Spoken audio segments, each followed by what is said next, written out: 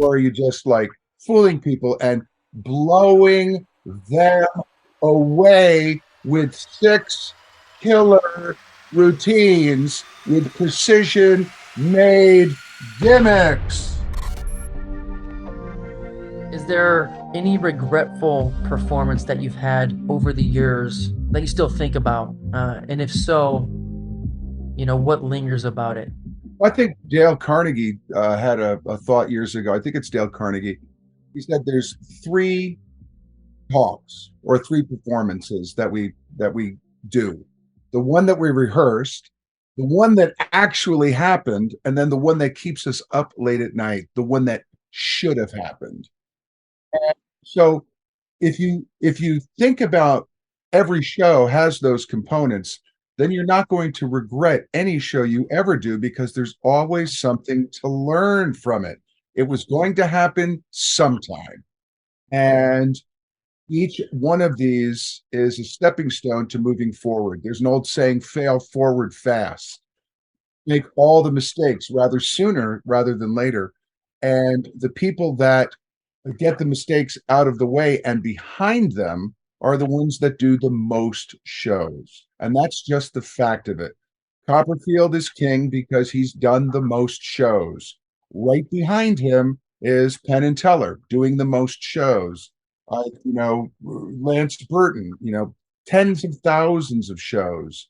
And the people that do the most shows don't dwell on the mistakes. They know better how to be in the moment because of those situations that arise. Another piece of wisdom that I collected from one of our teachers here at the Magic and Mystery School, Channing Pollock, used to spend a lot of time here at the Magic and Mystery School when he moved to Las Vegas. We were kind of his, home community.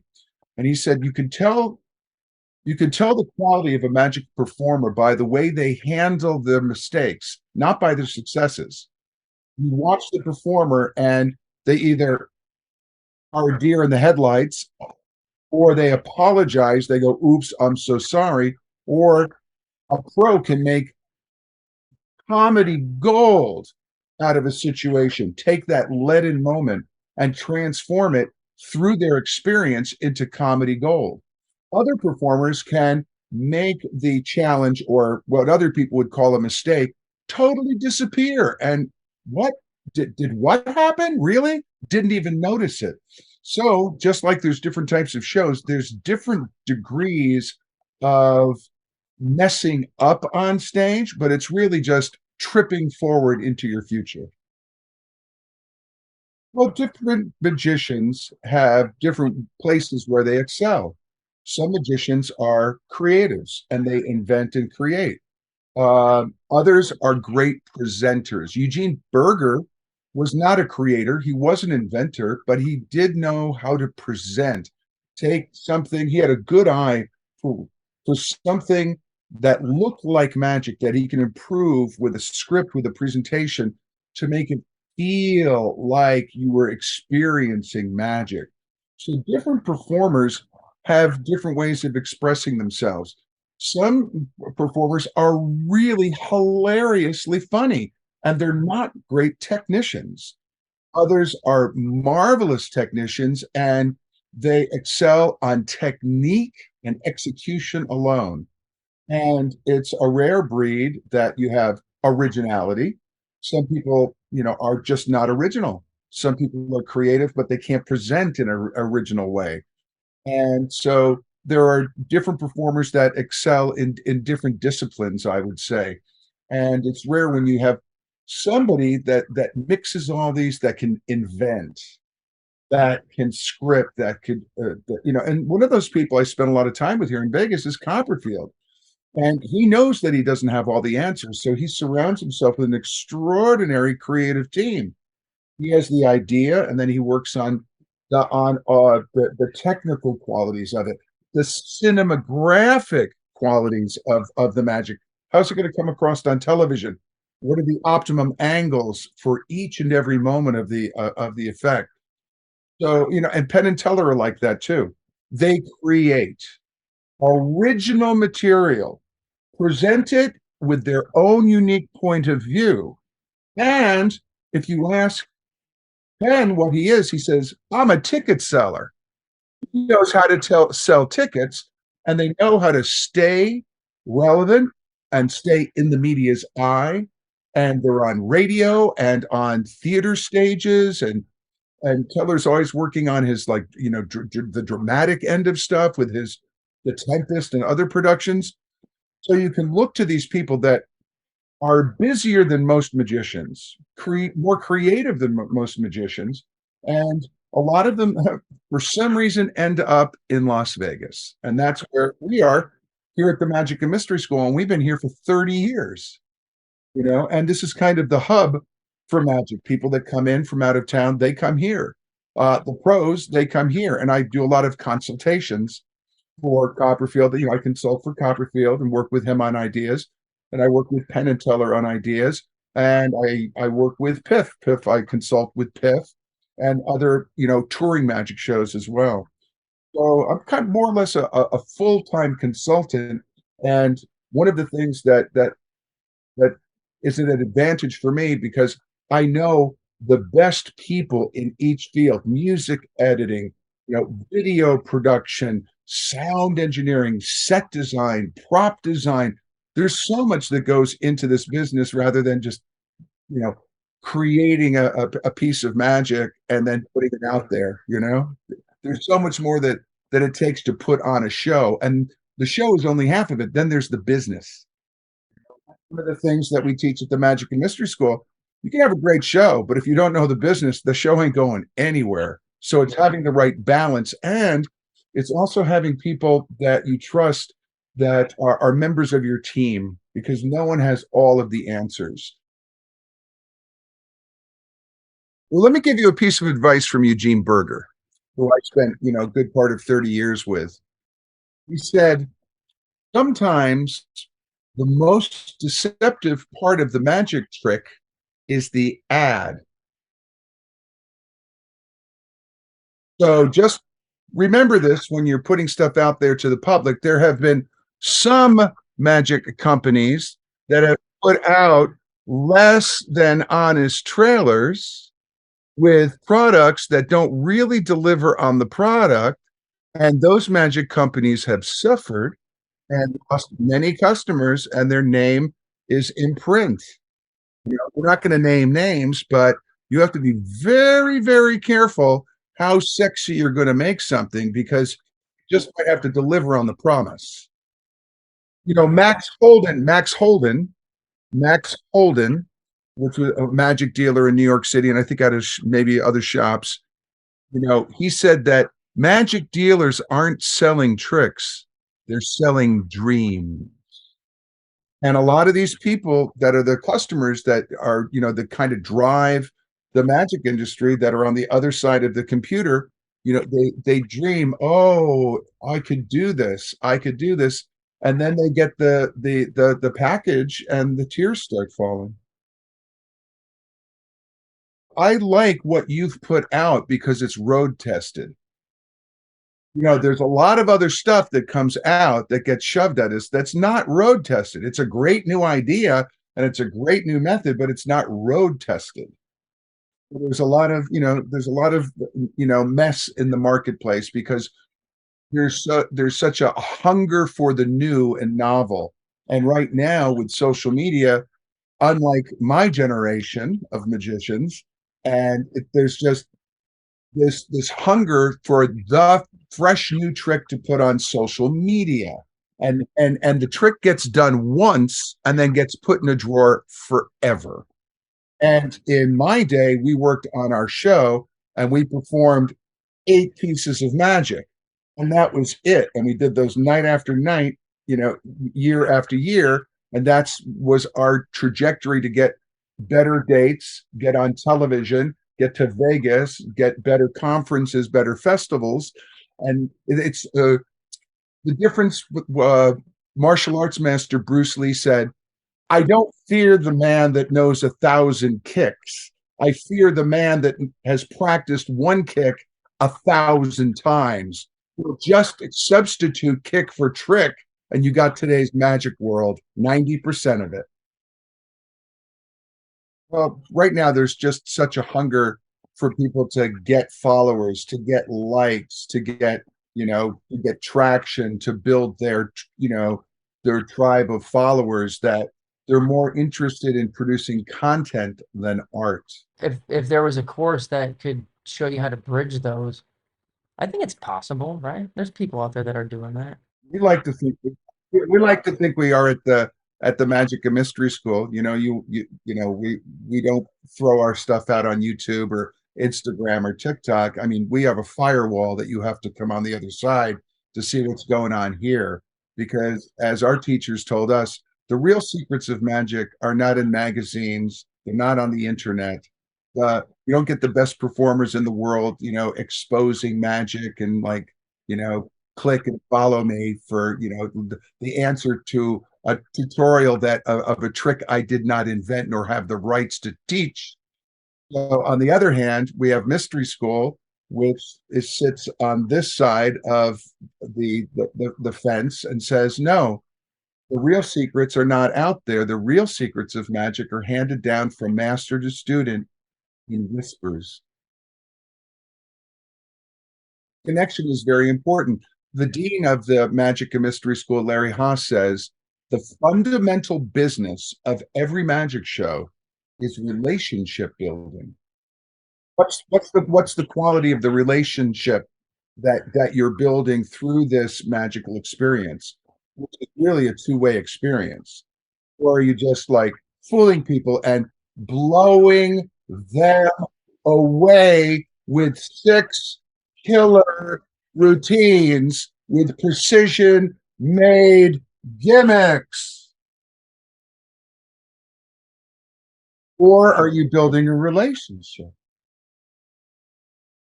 Different audiences and different venues demand different styles of magic. When you're out and about at a club, no matter how much you shout, no one's going to hear the story. So you have to rely on more visual metaphors to carry the magic across. At the Magic Castle, it runs anywhere from very attentive audiences that would want to hear a deep story to hipster drunks that can't even, hold a moment's worth of silence before they have to say something clever or check their phone. So today's modern performer has to be adaptable if they're going to go out, or they have to be very selective. As we teach something here at Mystery School that there's two primary different types of audiences. There's thinking audiences and drinking audiences. And we would sometimes practice at home for a thinking audience, and then we go out in public. Everybody's like throwing in one-liners at the magician or trying to bust the magician because they think that's like what to do because they watch Penn and Teller and they think that's the game, is to bust the magician, and that might not be your story. So it's very important that the right magic connects with the right crowd in the right venue. Sometimes, and we teach that sometimes you have to have 4 or 5 different presentations for the same magic routine, depending on the attention span of the audience. You have to be able to dial it in. You have to be able to read the room. And sometimes you want to be funny, and sometimes you can be serious. Sometimes it's a story, and sometimes it's just about making a bunch of people laugh and having them forget the terrors of the universe. Because on a Saturday night or a Friday night, people they might be too wrapped up in their own story to hear anybody's story, and they just want to forget. They just want to laugh and have a good time. And other times they do want to hear a potent, moving, magical story. So it's not one or the other. It's being able to be versatile and do both. And you're absolutely right. You can't come in with your story when you're competing with the jukebox and the. Right, right. Yeah, and on amazing America's Got Talents, like you got 1 minute, tell your story. Make sure people cry and make sure there's a lot of want and need and maybe a little bit of death and overcoming and maybe torture and stuff that you have surmounted. You know, but people need story. That whole America's Got Talent is built on these overcoming stories, and people need to hear these stories of overcoming insurmountable odds to get where they are. And you guys have an entire course on that right at the school, right? We teach all different types of magic. We have the online school, magicalwisdom.com, and we've been streaming for 11 years every Monday night. Tonight I have an hour episode. We put out our episodes every week, and all of our members come into the classroom. And tonight we're celebrating all of our winners from the magic competitions this summer. I had two students win first place at FISM. I had another two students win first and second place at Abbott's convention, and a number of other students compete. And we're all getting together tonight to talk about what we've learned this summer by competing with magic. And we have free episode the first Monday of every month, and then the other Mondays are members only. And I teach every day online, and we teach mentalism with Ross Johnson, and that class sells out every year. That's a live class here. We have a thing called the Weekend of Wisdom, which is also sold out. Most of our live classes sell out really, really quickly, but our online classes draw people from all over the world. In 2 weeks, we have the Magic and Meaning Gathering, which is like the TED Talks of magic. 10-minute talks, and then performances, and then magic teaching in between. And this goes on for 2, 3 days. And our special guest is Danny D'Ortiz, who we both share something in common. 3 years ago at FISM, I won the special award for theory and philosophy, which is an award that's presented. And this year, Danny D'Ortiz got the special award for theory and philosophy. So he's going to be our special guest teacher at the Magic and Meaning Conference. And all of our conferences are recorded so people can watch them on demand. And we have conferences, online conferences in storytelling magic. I have a 3-week conference called the Story Master.